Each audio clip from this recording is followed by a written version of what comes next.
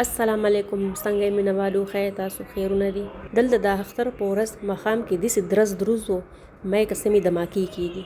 وړو مې وایي دا څه چل دی؟ مې پته نه لګي بهر نه درزارې دي سمه بمباري شروع ده. چې بهر ودرېدو نو هغه دغلته د روډ نه خوا پارک دی، په هغې کې دا ډزې ډومبقې وې. مطلب پارک کې څه پټاخې مټاخې خلاصولې. دلته عمان کې موږ دومره ډېر وخت تېر کړو خو دا موږ په اول ځل ولیدو. پته نه پارک کې داسې څه شی جوړ کړی و چې سم درز درزې کوو. نو تاسو یې واورئ چې دا څومره درزارې کوي. خلک وایي که څنګه دماکې شروع دي.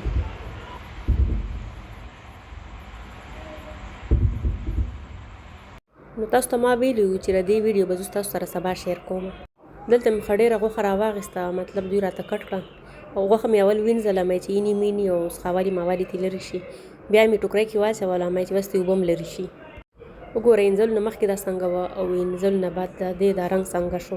مطلب ښه ښکلې صفا سوتره شوه او اینه به بالکل نه ښکاري. دې باندې ما مالګه یا سرکه یا د نیمبو رس هېڅ نه دی اچولی، بس په اوبو مې 2-3 پیرې وینځله او ښه ښکلې صفا سوتره شوه او دا لږه شان پکې د زړه غوښه هم ده. نو د اختر په ورځ مونږ غوښه څنګه پخوو دا به زه تاسو ته ښیم. دا مونږ په 2 طریقو پخوو. نو یوه طریقه به یې زه تاسو سره نن شیر کوم. دلته مې کوکر راواخیستو او په دې کې مې 2 چمچې تیل واچوله او 3 چمچې مې پکې اوږه او ادرک پیسټ واچو. اوږې ادرک پیسټ ما سم ډېر جوړ کړی دی، مې د اختر په غوښو کې به یې ښه ډېر اچومه.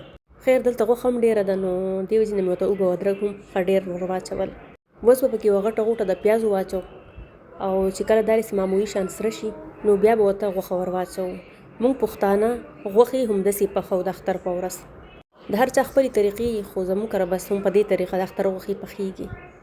بس په دا په تیز اور باندې داسې 10 منټه په دې اوږه او ادرک کې ښه سره کړو او ورسره به یو 2 چمچې مالګه هم ور واچوو. 2 ټي سپون مې ورته ور واچول. تاسو چې څومره لږه یا ډېره خورئ هماغومره ورته ور واچوئ. مونږ مالګه ډېره کمه خورو نو دې وجې نه پکې زه لږه اچومه.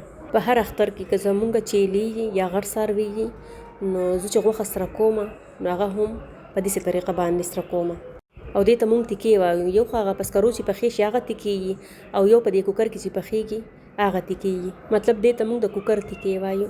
په مسالو کې مې ورته 1 چمچه زیره واچوله، 2 چمچې مې ورته دنیا پاوډر واچوله او 1 چمچ مې ورته سور مرچکې واچو.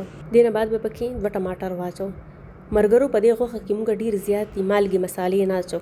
د وزیحې غوښه خپله دومره خوږه وي چې دې کې ډېرې مالګو مسالو ته ضرورت هم نه وي. اوس به په دې کې مونږ لږې اوبه واچو او سر به پرې بند کړو او د 1 غنټې دپاره به یې داسې پرېږدو چې پخه شي. که دا نری غوښه وه نو دا به ما په دې خپلو اوبو کې پخ کړې وه، خو دا د غوایي یعنې د غټ څاروي غوښه ده نو دې وجې نه پکې ما لږې اوبه واچولې. سر مې پرې بند کړو او 1 غنټې دپاره به دا زه اوس پخه کړمه. غنټه بعد مې پسې ګیس بند کړو او چې سټیم ترې ووتو نو سر مې ترې لرې کړو. ماشاءالله غوښه زموږ ښه ښکلې سره پخ شوې وه، اوبه پکې هم بالکل وچې شوې وې او سمه خوره خوړي نه پخه شوې وه. زما مشره خور د اختر غوښې خوټکوي او زیاترې په دې طریقه پخوي او ډېرې لږې مالګې مسالې ورته ور اچوي. نو دا غوښه زه تاسو ته ښیم چې دا څومره ښکلې خوره پخه شوې ده. دا وګورئ څومره خورېږي. ملګرو دونه ښکلې پخ شوې ده که نه، په لږو تیلو کې او په لږو مسالو کې. ځینې خلک پکې سمې ډېرې مالګې مسالې او غوړي ور واچوي د دې هغه فایدې بس ختمې کړي. نو بس دې کې خپله چربي ډېره وي، کوشش کوئ چې معمولي شان تیل پکې اچوئ او مسالې پکې هم ډېرې زیاتې مه اچوئ. دا د قربانۍ تازه غوښه وي، په لږو تیلو کې او لږو مسالو کې هم ښه ښکلې پخېږي.